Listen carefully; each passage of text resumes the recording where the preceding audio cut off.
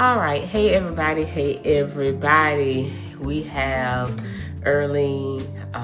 My real name is Tamika Patterson, and this is Earl Anderson. Y'all, we not bringing Roller. We not bringing Mr. Nonstop tonight. We're talking about something a little bit more serious this go around. And, the purpose of this podcast is to help other children connect with their fathers, or maybe even your mother. Connect. We're not saying that we're perfect. We're not perfect. We still have our hiccups. We still have our moments, but we love each other and we're willing to do what we can for one another and for the better of our relationship. So this journey is a daily journey, right, Daddy? Yes. So you have to take it step by step, and in this journey, the biggest thing you need when you're trying to connect with your loved ones, the first thing is forgiveness. That's the first thing. Then the next thing is love. You need love for one another. I hate to sound spiritual, but it is spiritual. I do want to share as to how my daddy and I connected. My mom and my dad, they were together, and like any other couple, they went their own ways, and they had their issues, they had their problems that caused them to separate. Many of you know that my dad suffered from a motorcycle accident that left him with trauma. And so as a result of that, it played a big part in me continuously being in his life.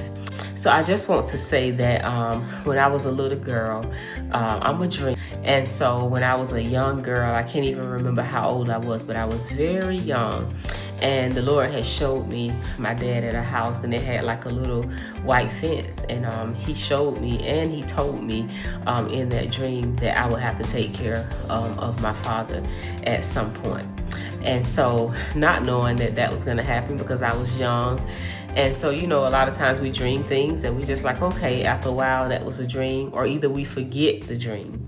When I started mortuary school, my instructor, Miss Michelle Rupar, one of the things that she told us in our grief counseling class was that, in the world, morticians were in the top 5 for alcoholism and drugs. And she said that when you start your career in mortuary, she said that any things that you have that you need to clear up, or you need to rectify, or what have you, or anything that you need to deal with, you need to deal with it now. She said, because in this career, you won't have time for yourself. You'll be dealing with families that are going through their grief and their situations. And so you'll have to put yourself on the back burner, and you'll have to help these families at the worst place in their lives.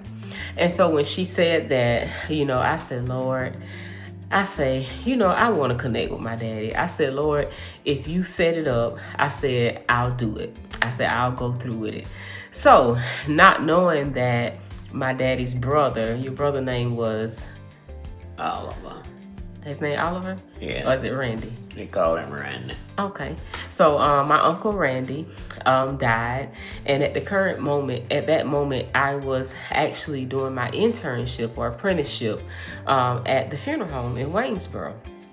And so I had no idea that I had an uncle named Randy or Oliver. And so what ended up happening was, many of you may know a young lady that works at the funeral home named Crystal.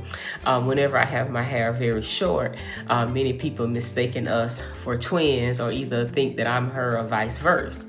And so what happened was we ended up getting my Uncle Randy. And remind you, this happened a short moment later. It wasn't long at all, maybe a month, if that. My Uncle Randy died, and I ended up as an apprentice assisting Mr. Finney with the arrangements for my uncle. And I even ended up working on the funeral service. And so at this moment, my father actually came to the funeral home, and he thought that Crystal was me, is what he thought.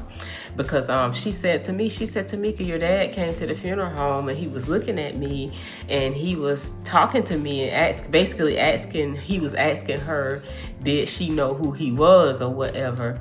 And she was like, oh no, you got the wrong person. I'm not Tamika.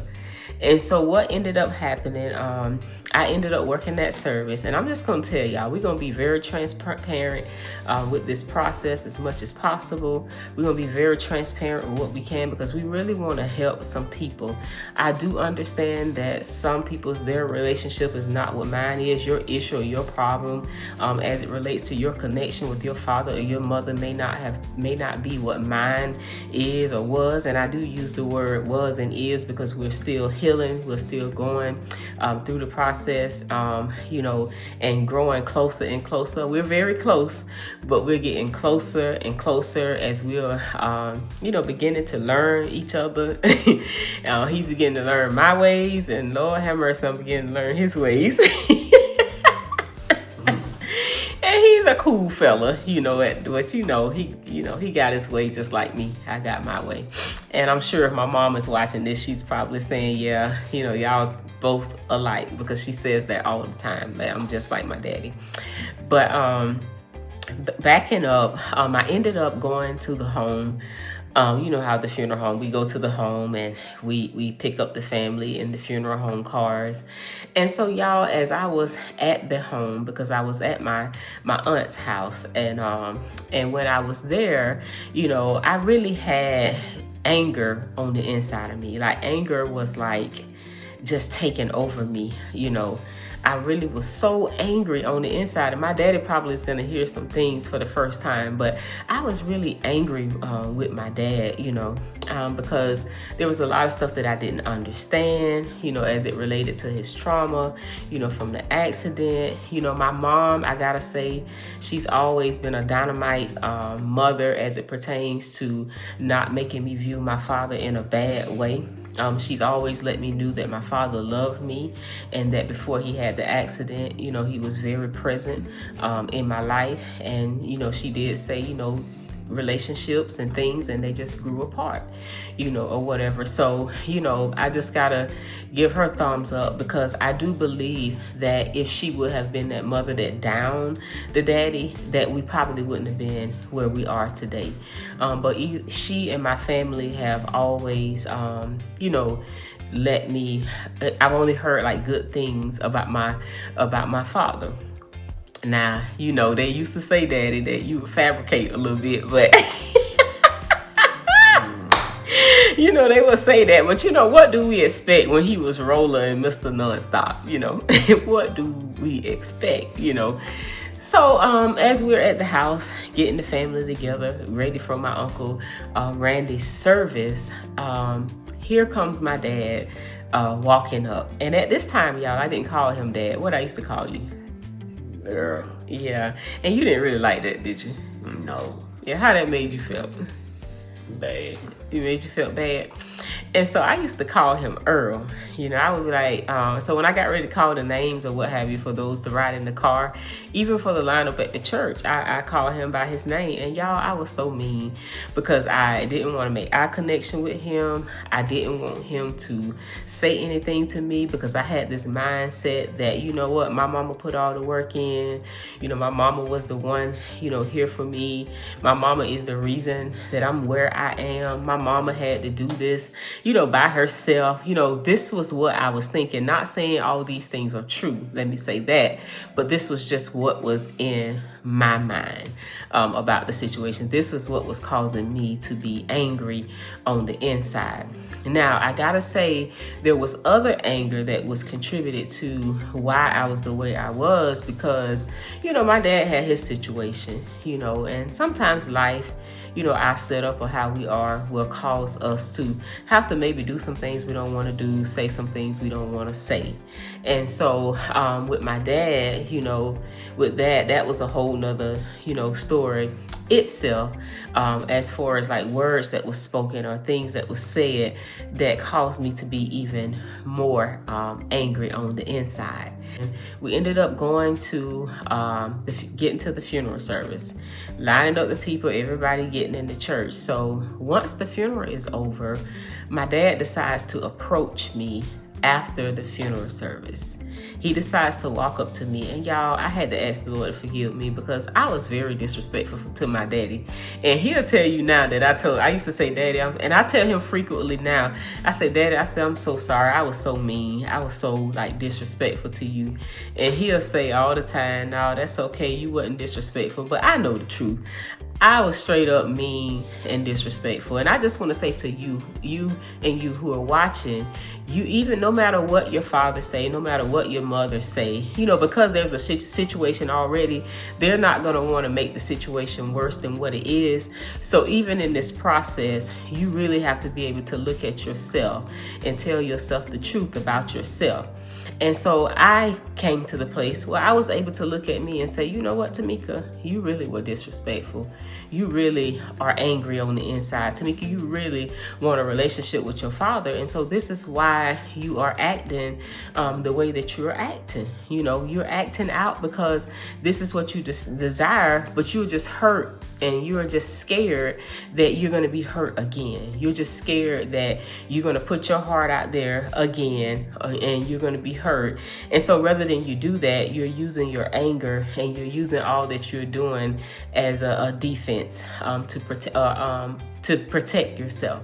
It's what you're doing. You're trying to protect yourself from being hurt. It's what you're trying to do.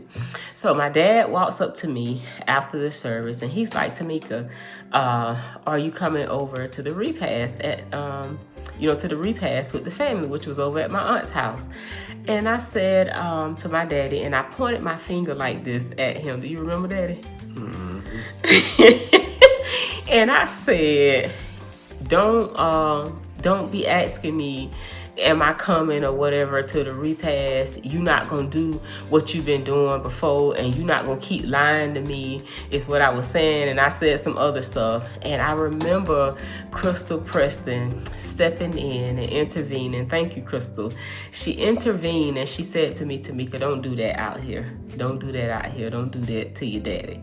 So, and she told me to go. She said, you need to go to the repast. Go, So I called my husband and I told my husband, what I was going to be doing or whatever. So my husband came over as a support system over to my aunt's house. And so when I got over there to my aunt's house for the repast and everything, my daddy was out there talking. And honestly, I really enjoyed, being out there with him. I didn't know most of my family, still don't know a lot of them on my father's side. And he began to introduce me to my family. One of my sisters was there because it's a total of 9 of us. And so one of my sisters was at my aunt's house.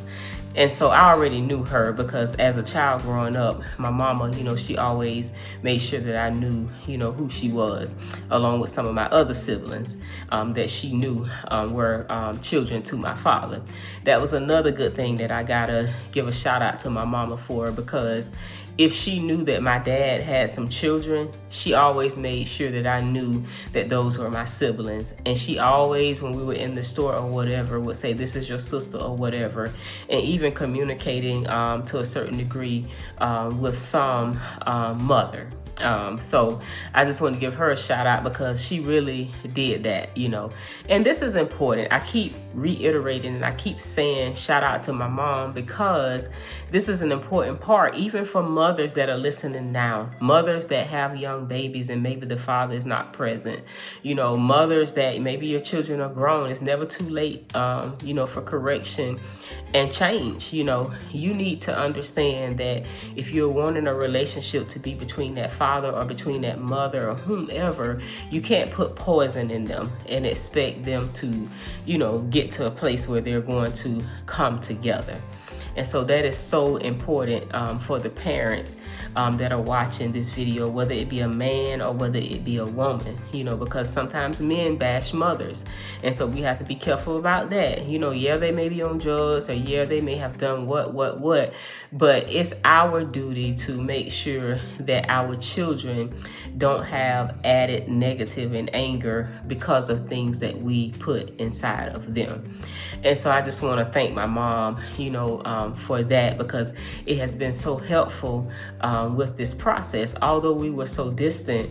And honestly, we really wasn't distant.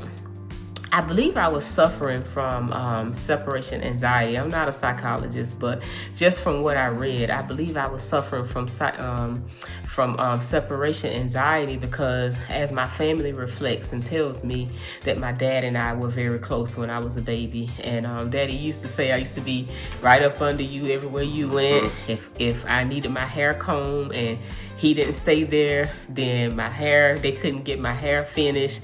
And this was verified by some of my family, even my mom, so we were very close. But when whatever happened, like I said, then it just made it where I wasn't able to be with my dad. And here I was, a little child, And so now, I was experiencing so many emotions that I didn't understand as a child. I would just sometimes cry, and I would actually on the inside miss my father. And what I used to do to keep me from being hurt, or to keep people from, getting me emotional about me not having my father around, I would numb myself and make myself where I couldn't feel. And I would tell myself, no, that's not it, when it really was the problem. It really was the problem. And so this was causing me to have these breakdowns and causing me to have these emotional moments sometimes, or these moments where I would isolate when I was younger. So, even to parents that have children, if you've been with their parent and you notice that your child is isolating and stuff, it's very important for you to communicate with that child, and even if necessary, get them the needed help that they need to be able to help them through the process. And so, with my dad and I backing up, going back forward, when we got over, like I said, to the house, he introduced me to everybody. And y'all, I thought we was off to a good start, because my daddy had told me we were going to be talking, we were going to be seeing each other, he was going to come and see me. So I thought we was on the right track. But y'all, I don't know what the problem was, but we didn't get on the right track. So what am I saying to you? Don't give up. You got to keep going and going and going and trying and trying and trying. Keep trying. Don't give up. It's going to hurt you, when you hear some untruth, or, it's going to hurt them, because let us not just look at me as the daughter to the daddy. As I told you, I was mean to him and he was missing me. But as I shared with you earlier, my father had a motorcycle accident in 1977, and that accident was life-changing for him. And so as a result, there was just certain things that he wasn't going to be able to do, access that he wasn't going to be able to necessarily have unless he had approached my mom. But I don't even believe that you had any approaching of my mom or interaction with my mom after you got married to your wife. So that was some time that was gone. And like I said, it was a whole lot due to his trauma that kept him from being able to make a lot of decisions and do a lot of things. And so y'all, I thought we was gonna be on the right track, but child, we wasn't on the right track, honey. And let me tell you, it hurt me even more, because I got to the place where I've tried it again, being hopeful. And then I decided to introduce him to my daughter, because my daughter had no idea that who my biological father was. She had no idea because she always thought that my mother's thought my mother's ex-husband was my biological father because she never saw my biological father, and I always called him my father. I always said that he was my father figure coming up, so she never knew my biological father. But what happened was one of my sisters, her mother passed, and we were there supporting her. And so my daughter came, and my husband actually was on program at her mother's funeral. And so at her mother's repast at her mom's house is when my daughter and my dad met. And so y'all, let me tell you, I thought we was on another good start, but then he had told my daughter that he was going to do something and he didn't fulfill it. And so at that point I really became angry because I said to him, you're not going to keep this generational thing going where you're going to start telling her that you're going to do things that you're not going to do, as you were telling me, And so so for a while, we didn't talk. And then my husband's mother passed. And so when my husband's mother passed, here we were again. Daddy said, I'm just going to say he said, because I can't say, he didn't tell the truth, but I'm just going to say when my husband's mother passed, my dad was supposed to come to the funeral, but he said that his truck, tore up on your truck? The radiator. Yeah, the radiator went out on his truck, And so he wasn't able to, come to the funeral. He said that he was en route to come, but the radiator went out. And I want to just tell y'all, don't go looking for nothing, because here I was hearing him tell me that. And I decided, I believe it was the next day, to ride to Savannah. And he didn't even know I rode by his house to see if his truck was there. And then when I looked at the truck looked like it was fine. Looked like he had been driving it. But then he told me he fixed it. But to this day, I don't know. So a learning lesson is, don't go looking for stuff. And another thing is, you only know what you know. Don't try to feed in it. Don't try to add to it. You only know what you see. You only know factual stuff. If you go looking after anything else and making assumptions, then that's just going to keep you separated longer, and it's just going to hold you back. And so after that, we now are approaching the pandemic. COVID comes. We know that was terrible because there were so many people that died. It was like I'm here like I am today talking to you, and it's like in the next breath or the next hour I could be dead. And so in that moment, the Lord was like, you know what, did you check on your daddy? How is your daddy doing or whatever? And because prior to that, I had told my father, I said, Daddy, I said, and I was calling him Earl. I said, I acknowledge you as my father. I do know that you are my father. I said, but we're going to keep it at that. I said, you don't have to worry about calling me. And I said, I'm not going to call you. I was so mean. I said, and you don't have to worry about calling me. I said, we just going to leave it at that. You are my father, but that's it. And I said, that way I don't have to worry about you hurting me anymore. I said, so we'll just keep it, right there. And so we got off the phone, and I remember that I was riding, I believe, down I-16 when I told him this. And so as the pandemic is going on, the Lord comes to me and he's like, people are dying. Life is short. You need to call your daddy. And he said, you know what? You need to tell your daddy that you're sorry. And then the next thing you need to do is you need to let your daddy know that you love him, and you need to let your daddy know that if something should ever happen to his wife, that you will be there for him. And I did that, right, Daddy? Yes. And I did it several times. The Lord had me to do it several times. I told him that. And y'all, I had no idea what I knew what I was saying, but I didn't know what was to come in the future with him. I remember having conversations with him, and I said, Daddy, I said, your relationship, with your children is not where it needs to be. And I said, have you ever thought about if something should happen to you, who's going to care for you? Where are you going to be? You remember that conversation? Yes. And he told me, he said, I don't like to think about it. Now, that's one thing about my daddy. If it's something that is depressing, if it's something that's going to just irritate you or whatever, he'll say, I don't like to think about it. And so in that moment, he said, I don't like to think about it. Maybe that's why he looks so good and he's still kicking, because he tends to use that as a way of, not having to deal with things. And so he said, I don't like to think about it. He said, I try not to think about it. And I said, okay. I said, well, that's something that you need to be thinking about. I said, because I said, you don't know, when you could die. You don't know what could happen in your life. You don't know. I said, your wife, she didn't have any children. And I said, pretty much like who's going to, be there for you? Who's going to be there for y'all? So I had no idea what I was saying. I had no idea what was to come in the future. So here I am now.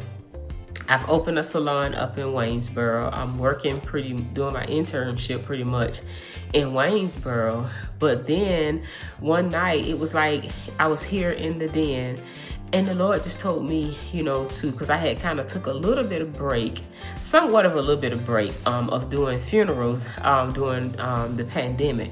So I wasn't working as much. I was doing some, but not as much. And so the Lord had told me, as I was sitting here in my den, he said, get online and look for some funeral jobs. Look for some diverse jobs, is what he was telling me to do. So I did what the Lord told me to do. I ended up applying for a job, and the lady told me that she wished I would have called the day before because they had already hired somebody. So I'm like, oh, okay, like that. So I had a dentist appointment one day, and I was getting a deep cleaning. If you know anything about deep cleanings, they have to numb your mouth real good so that you don't feel the pain. So they were supposed to numb my whole mouth, which meant that I wouldn't have really been able to talk that good. So they had given me all that they could give me for that day. So they told me that they could only do one side, and then I would have to come back and they would do the other side. So when I left the dentist and I was riding down the road, the funeral home called me that I was working at. And she said, oh, I was cleaning off my desk and I found your number, and I just wanted to let you know that, we are looking for a funeral director, and we wanted to see if you were still interested in the job. And I told her, I said, sure. I said, yes. And she said, well, how soon can we interview you? I said, tomorrow. I can meet you tomorrow. So we met the next day. I got hired on the spot. And y'all, after starting this job, I did not know, and my daddy did not know that his wife was sick. You didn't know that your wife was sick, did you, Daddy? No. He knew that she had some little minor things that she was going back and forth to the doctor and hospital about, but he had no idea that she was dying and that she had cancer. So here it was, after I started this job, 2 weeks later, after me being on this job, y'all, my father calls me from the hospital, and he is saying that his wife is on her deathbed. And some of his friends that were around him called and was like, you need to talk to your dad, because, there were some decisions that he was wanting to make for his wife that necessarily wasn't going to be the best. And so they were asking me to talk to him and ask him to do some other things, that would have been best for her. And that was, the doctors were saying. And so I said, okay. And so I'm talking to my dad on the phone, and I believe it was it that same day, Daddy, or the next day? I think it was the next day. The next day, one of my brothers, I called him, and he went up to the hospital because I just started this job, so I couldn't leave. I couldn't go until after I got off work. And I told Daddy, because he was on the phone and he was a little emotional. And I said, Daddy, when I get off work, I said, I'm going to come, and check on you. I'm going to come and do that. And I did what I said I was going to do. But backing up, prior to that, the week before I got this job, I remember calling you again, Daddy. And I remember telling you again that I love you. And I remember telling you that I forgive you.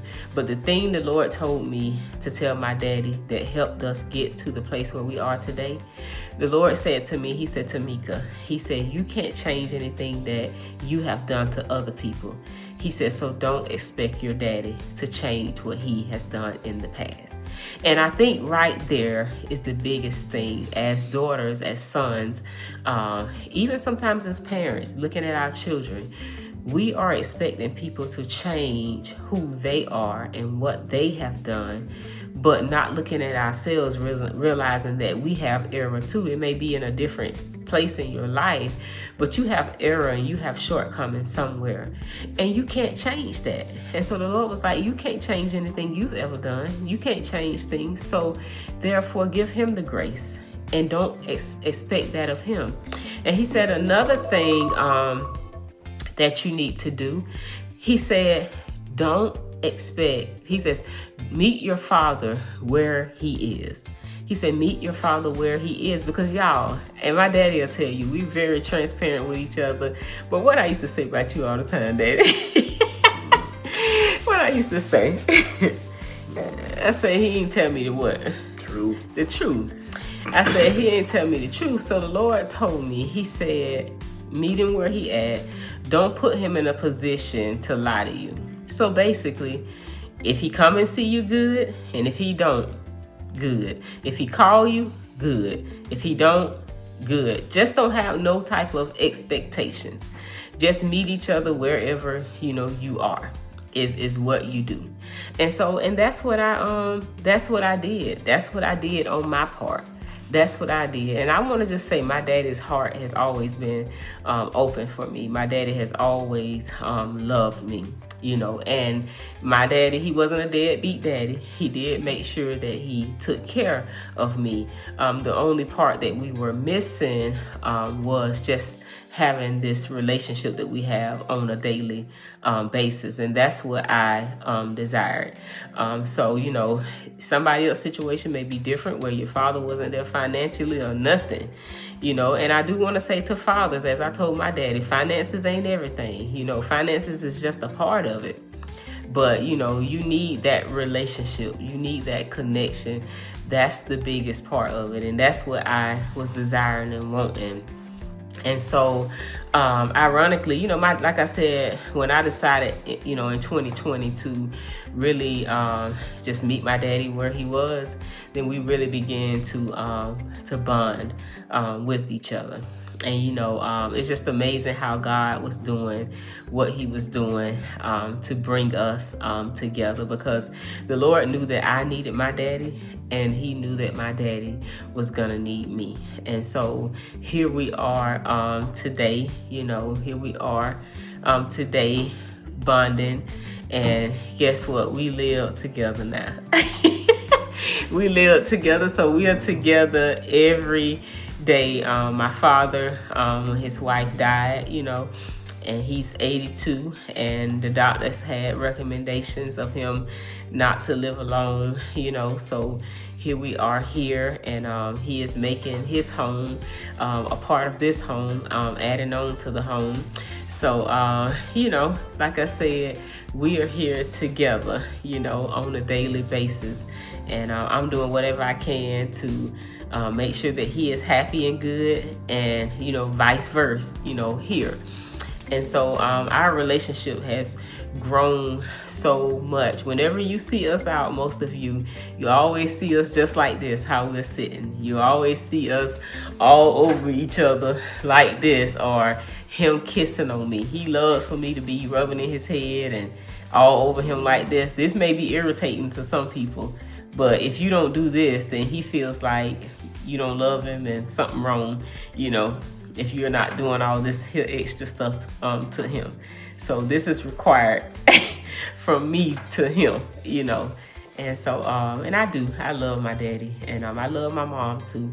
but I do as well love my daddy, and I'm glad that he is here, and I'm glad that I'm able to care for him. I feel like that's one of the best things that we can do, is to care for our parents and take care of our parents. And I never the Lord told me, but for some reason I never saw me having to, be in this place now. But I do it with honor, and I do it with love, And so I just want to say to somebody, meet your loved ones wherever they are. Meet them wherever they are, and just know that there's nothing you can change that you've done, and vice versa, they can't either. And so I've been doing a lot of talking and just kind of updating you as to how we got to here, because we're going to be sharing some moments, sharing some different steps that we have taken to get to where we are. Remember, we're not perfect. We're still growing. We're still getting closer. We're still learning each other. And I do believe now, because we've been together now, living together now, over 3 years. And so I can kind of see him now putting his daddy foot down with me sometimes. He's not a very verbal person, but he's more so want to show you with his actions. He'll tell you he's going to do something, but he'll do the opposite. And so that's his way of basically trying to say, I'm going to do what I want to do. He don't think I know that, but I know. I know. So Daddy, what you want to share about this process on tonight? But it's just good to be loving to your daughter, your son, and they be loving and good to you, and it makes you feel good. And if they don't want to be around you, can't make you feel good, then you just rather not to be around them. And you just keep doing that, and when you get a long space in between it make you that far off from them. Sometimes it can turn around and come back, and sometimes you'll never think about turning around. You just keep going. And I'm glad me and my daughter's in a good relationship. And I hope it stay this way. And so what you have to say to those fathers that's out there that maybe was in the position that you were in? Sometimes y'all are just put in, situations where, sometimes you feel like your hands are tied. Through the years, because it was 40-something years where we just wasn't. Yeah, I feel like when you was coming up, I did what I was supposed to do. Take care of you, and then that's, So do you see taking care of me as financial, or do you see, what about the hard part? Well, you was already in my heart. And finance. But how does it make you feel now to hear me talking about how I felt and the things that I went through and the anger on the inside of me? Did you see that in me? No. You didn't see the anger in me? No. You didn't. Well, hey, it was there. So anything else you want to say? No. Keep up the good work. Okay. And I tell all the other fathers, they do what they're supposed to do. When they go out there and you lay down with that woman and you think about what can happen if you get a baby. The baby got to live. They not responsible for being here. If you bring them here, you're supposed to take care of them, support them. That's true. So what about the other part though? What about the bonding and the connection? And you're supposed to be close to them. You wanna be close to them. Yes. So what if they're in a situation where they want to be close, but they just can't? Well, just keep thinking and trying, and you'll get there. Okay. Yep. So keep trying. Yep. Well, all right, y'all. That's all we got for y'all on tonight. We hope that what we have given you will help you. We hope that you will, evaluate. As I always say, go to God about everything. Tell the Lord what you want, and then let the Lord, the plan is already established. He's just waiting on you to come, because the Lord, he establishes all the plans for us. He already knows what's going to happen in our life and when. And the Lord is just waiting on us to come and just tell him what we want. And so when Miss Rupar said what she said to my mortuary class, I told the Lord what I wanted. I told the Lord that I would try. And I didn't want my uncle to die, but that was already a part of God's plan. I didn't want my stepmother to die, but that was already a part of God's plan. And for my daddy to be here with me was already a part of God's plan. For me to take care of my father. Yes, there are other children. He has, like I said, a total of 9 of us. But the Lord just has appointed me to be the person to take care of my father. And so, I do it, and I don't have no second thoughts about it. I don't have no expectations of him, giving me anything. I feel like as his child, that's my duty. My dad is 82 years old. The Lord has given him longer than what he promised us. And so I'm grateful and I'm thankful for that. And I am creating as many memories that I can with him. I pray that, we'll live a long time. And Daddy, I want you to live a long time now, but I'm young. So I would hope that you wouldn't mind going first, since you done been here a long time. I'll be here. Like I tell them all. It's not when you get ready or when you want to go. You're not going until God get ready. Because God has a warrant for everybody, and he has a phone number. Not the phone number you use every day, but he has a phone number for you. And when he get ready for you and he give Jesus that number and tell him to make a call, you're going to leave here. That's true. When you make that call. That's true. Well, I hope you don't make no calls on us anytime soon. But you say you know how you supposed to come here, but you don't know how long you're going to be here. Right. So I just pray that we'll have many more years, together, peaceful and happy years. So too. Yep. But, like I said, I'm doing all I can now to create as many memories as I can with my dad, so if he shall go before me, I'll be able to reflect back. And another thing I can do is I can rest with peace, knowing that I did all I could do for my father. You're doing good. Knowing that I stepped up to the plate and I'm doing all that I can. It's not saying that I won't miss him. It's not saying that I won't cry, but on the inside I can have peace. Because I'm doing what it is that I'm supposed to be doing in this season of my life and in his life. So thank y'all for joining in with Earlene and Earl. Hey, we're going to still be coming in with some of the funny videos, but we're also wanting to share, this side of us, because we laugh and we play all the time. But we want you to know behind the scenes how we got to where we are. And so we're going to have more and more moments as the Lord gives it to us to bring here and share with you. And we want to, if this video has touched you, it has moved you in any way, we want you to comment in the feed, inbox us, and let us know how this video has touched you, or how it has caused you to maybe evaluate some things, or even start working on your relationship with your mother or your father, or whatever that relationship is. We want to hear all the success stories. We want to hear the testimonies. So please don't withhold them from us. And we want you to share this video with everybody.